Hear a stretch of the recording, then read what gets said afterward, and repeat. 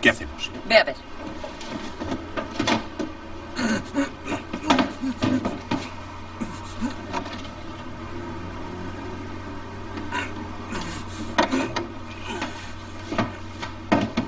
Está ahí delante.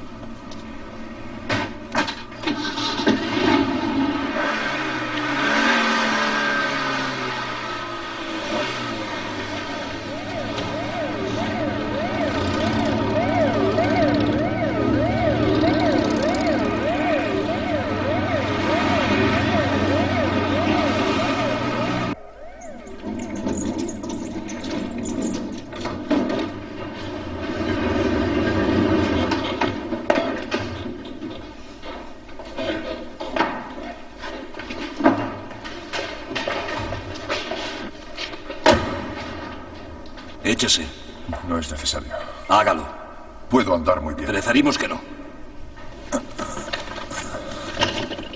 Para mayor seguridad, ¿verdad? Exactamente.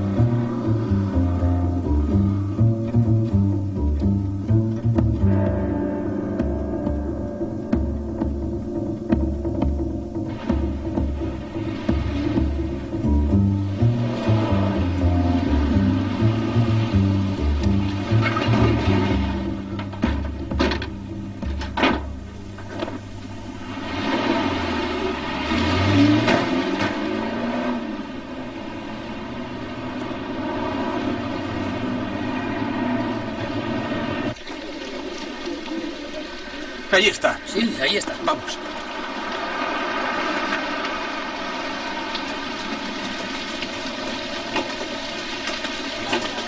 Señor ministro, ¿su opinión sobre el secuestro?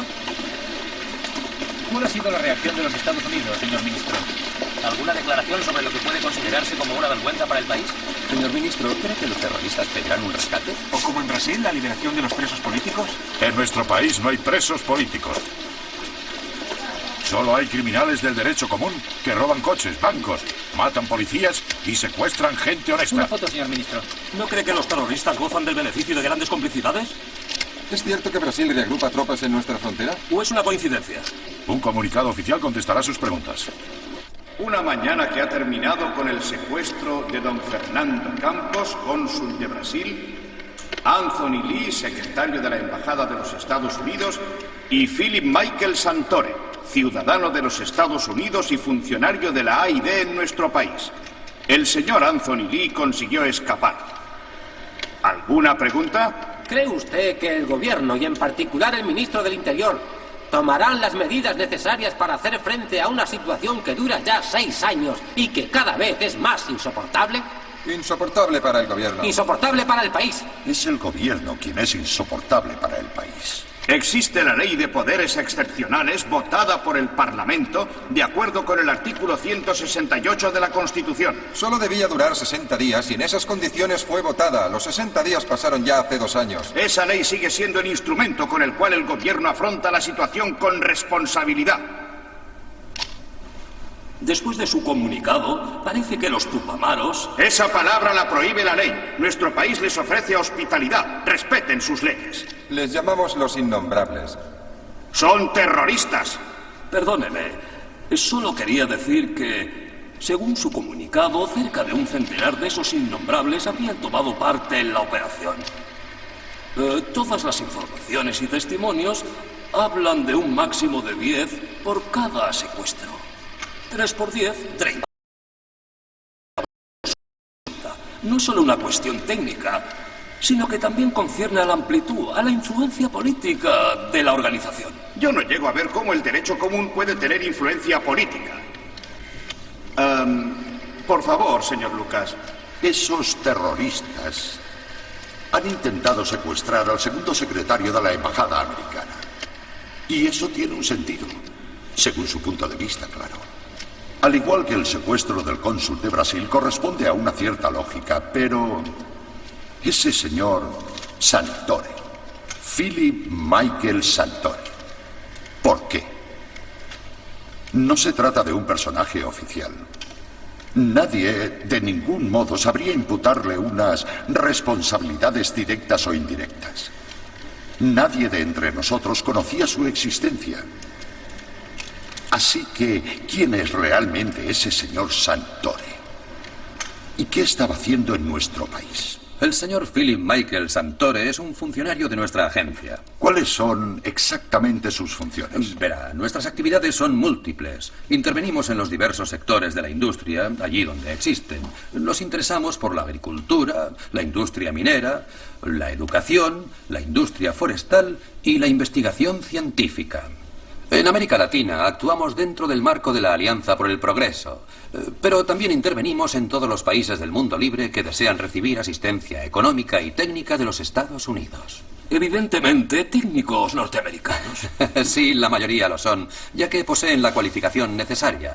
Pero no hay que olvidar que la formación de cuadros locales es también parte del programa. De hecho, eso les permite a un gobierno extranjero echar un vistazo por todo el país, conocer sus fuentes, sus riquezas. Cómo conocer sus problemas sin la ayuda de especialistas y cómo ayudarles a resolverlos sin conocerlos. Pues yo diría que es todo lo contrario. ¿A qué se refiere? Es solo un matiz. Pero son los Estados Unidos quienes necesitan esa ayuda, más aún que los otros países. Por lo menos es así como yo veo las cosas. El gusto de la paradoja. De la precisión. Ya sea bebiendo cerveza, tomando aspirinas, limpiándose los dientes, cociendo los alimentos en una cacerola de aluminio, utilizando un frigorífico o calentando una habitación. Todos los días cada ciudadano de mi país contribuye al desarrollo de la economía del suyo. Y esa contribución alcanza su máximo significado al entrar en el dominio militar.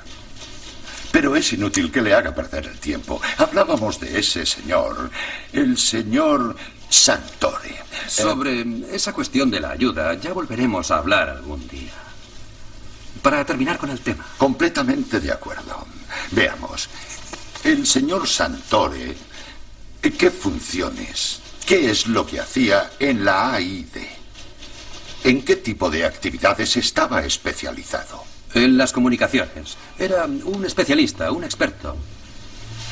¿Es él? Es él.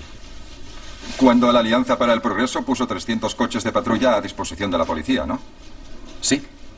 Eso quiere decir que se ocupa usted también de nuestra policía. Existe un acuerdo oficial entre los dos gobiernos. Sí, está claro, sí. Y el señor Santore trabajaba aquí, en este edificio. No.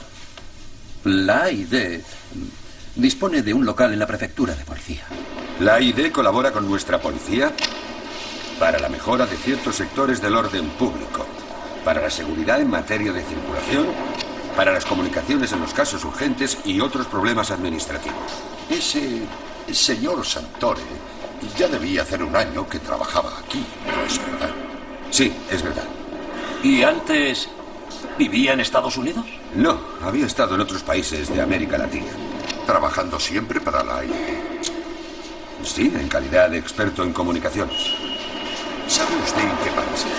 ¿Perdón? Si sabe usted en qué países de América Latina estuvo. Creo que, entre otros, Santo Domingo.